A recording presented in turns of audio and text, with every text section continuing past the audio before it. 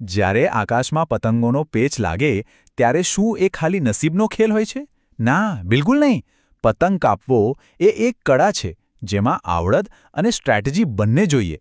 આજે આપણે આકાશી યુદ્ધના એવા રહસ્યો જાણીશું જે કોઈને પણ પતંગબાજીનો માસ્ટર બનાવી શકે છે. તો ચાલો શરૂ કરીએ.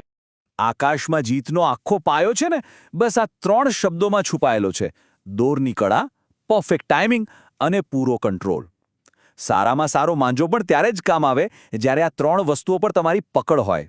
આ જે ફોર્મ્યુલા છે જે એક સામાન્ય પતંગ ચગાવનાર અને એક માસ્ટર વચ્ચેનો ફરક પાડે છે.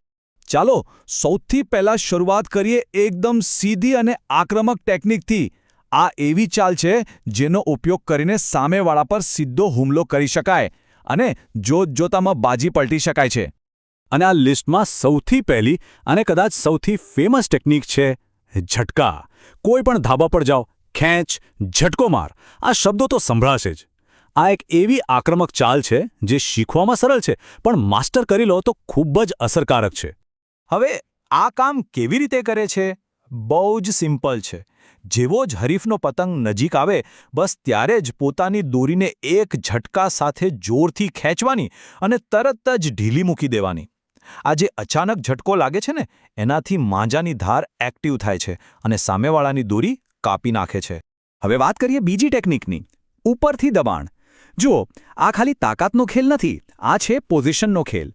આ એક એવી વ્યૂહાત્મક ચાલ છે જેમાં જીતવા માટે આકાશમાં હાઈ ગ્રાઉન્ડ એટલે કે ઊંચાઈ મેળવવી બહુ જરૂરી છે. આમાં કરવાનું શું?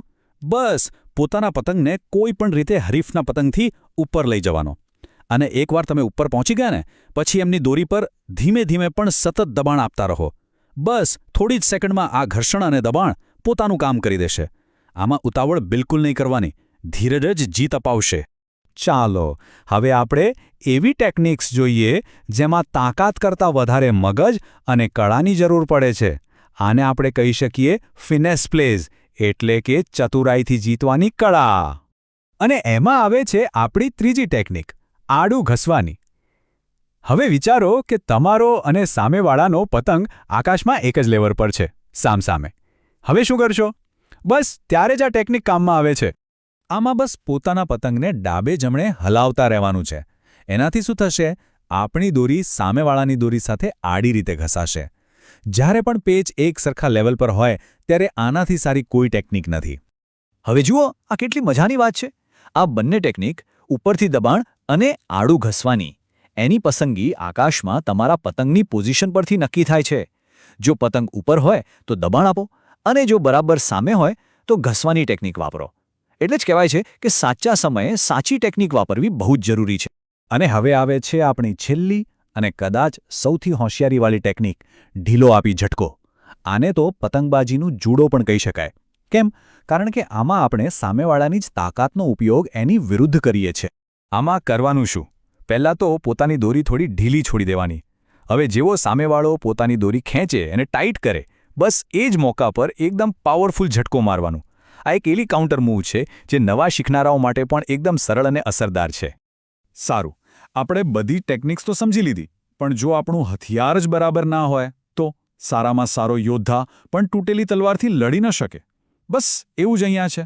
એટલે હવે વાત કરીએ જીતના પાયાની, એટલે કે માંજાની ક્વોલિટીની. માંજો એટલે કે આપણી કાચ પાયેલી દોરી, એ જ આપણું મુખ્ય હથિયાર છે. એટલે હંમેશા સારી ક્વોલિટીનો જ માંજો વાપરવાનો. અને એ પણ ચેક કરી લેવાનું કે એના પર કાચનું કોટિંગ બધી જગ્યાએ બરાબર છે કે નહીં. અને હા, ભીની કે બહુ જૂની દોરી તો ભૂલથી પણ ના વાપરતા, કારણ કે એની ધાર અને મજબૂતી બંને ઓછી થઈ જાય છે.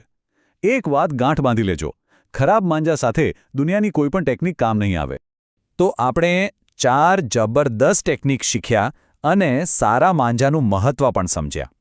ચાલો હવે આ બધી માહિતીને ફટાફટ એકસાથે જોઈ લઈએ. આ સમજો કે તમારી પર્સનલ એરિયલ પ્લેબુક છે, અથવા તો કહો કે છેલ્લી ઘડીની ચીટશીટ.